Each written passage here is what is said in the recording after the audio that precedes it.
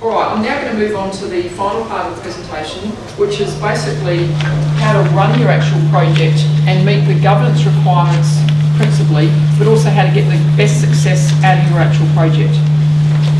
So, a lot of people actually seem quite shocked when they get the funding, so like, now what do I do? We are here to help, and this is also the time when don't feel shy about phoning up. It's not a disaster, and we're not going to think it's a weakness or a detrimental part of you if you want to phone up and ask a question. We want to make sure you can run the project successfully and that you meet all of those legislative and other requirements that we're sitting there administering behind the scenes. So we want to get a good partnership with you. So some of the key things that you need to think about, and I'm going to use my notes here because there are a couple of them here. Some of the key things include acknowledging the funding program in any communications such as signs, posters, advertisements and newsletters. And that's a simple thing. We can provide logos, etc. If you were to put up a sign or have something on a newsletter or get something on a website, it's really important that you just publicly acknowledge the actual source of funding. And again, it's a really good way for your partners in crime or partners in your project to get themselves showcased that they're going to think, beauty, here's a bit of good advertising, and they may very well continue helping to fund your project in the future or partnering up in some way.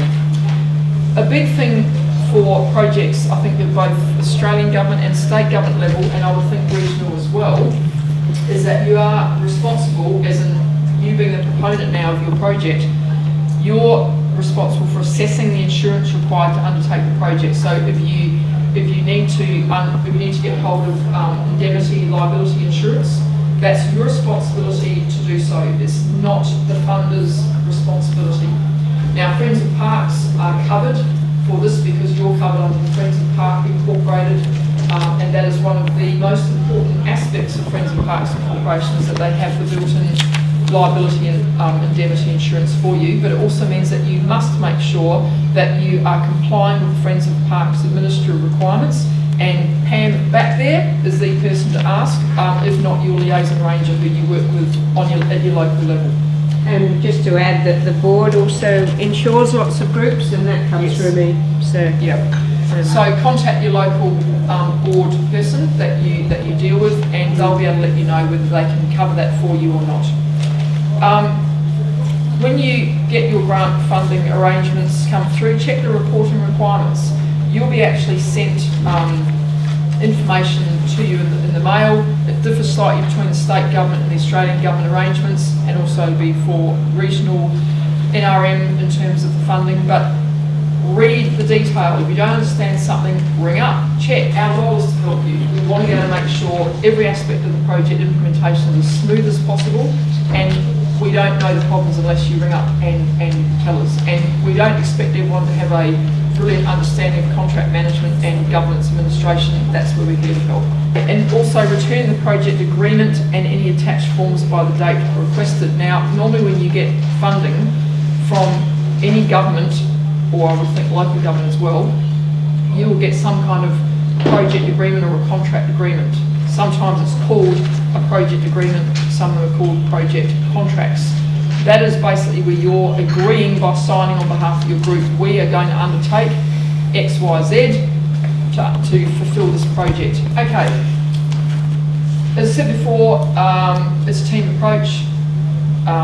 Also communications, number one, keep your partners well informed, and that includes the actual grant agency, particularly if there's any detailed changes with your actual project. For instance, if you've got a project contact person and that person leaves your group or moves on or whatever, we won't know that. You need to inform us of any of the details of the group or your project specifically change.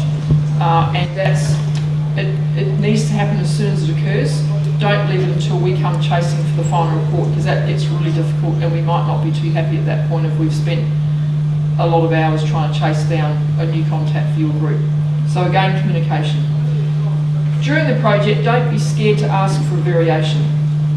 A variation can be required for a whole pile of reasons, and often they will be, well usually they'll be something that is beyond the control of the group. For instance, in the last few years we've had flood events, and a good example was a community group out past Murray Bridge. we had to completely change around the milestone or deliverables for their project because they literally could not get access to their project site because it was underwater. Usually with a variation, we require it in writing, and that's simply to meet our governance requirements. But that's not a big deal. Again, contact us early and we'll help you through that. Just on that one, on variations, slightly different with the Australian government. We're happy to discuss if you have to change your project. A variation for us is a bigger deal, depending on the size of the project. But we would work hard not to have to do a formal variation. We'll work with you to say, can we report this differently? Can we change some of the activities? As long as you're still giving us a similar outcome, we'll work through that. But that's the thing, again, reinforced.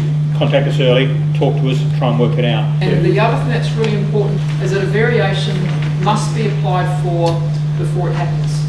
So don't go ahead and change your project and then contact us later and go, oh, by the way, we changed the project. Hope you don't mind.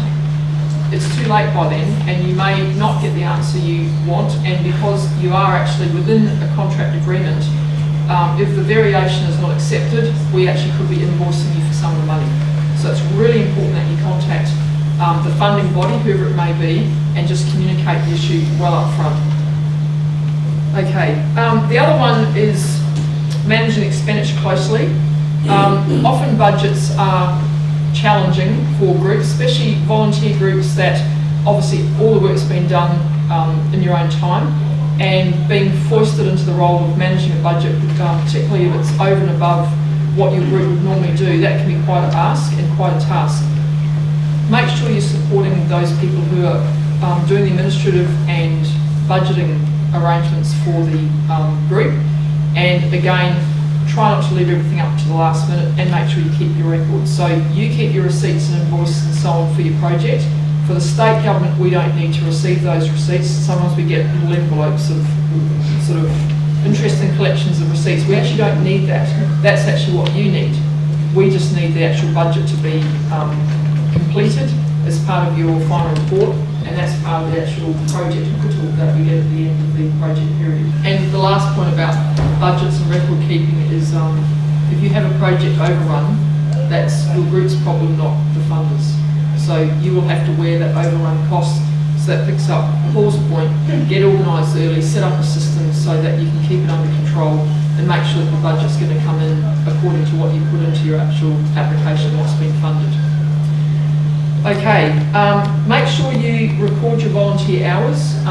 Friends and Parks, again, you need to make sure you keep records for Dennis purposes, and that's as much for op health and safety as anything else, by keeping a track of your actual time, date, what you did, who turned up and so on. That's actually covering you in case of any accident or incident that occurs whilst that work's been undertaken. So that's pretty important, even though it might seem a pesky irritation at the time. It can be very useful if something actually does happen.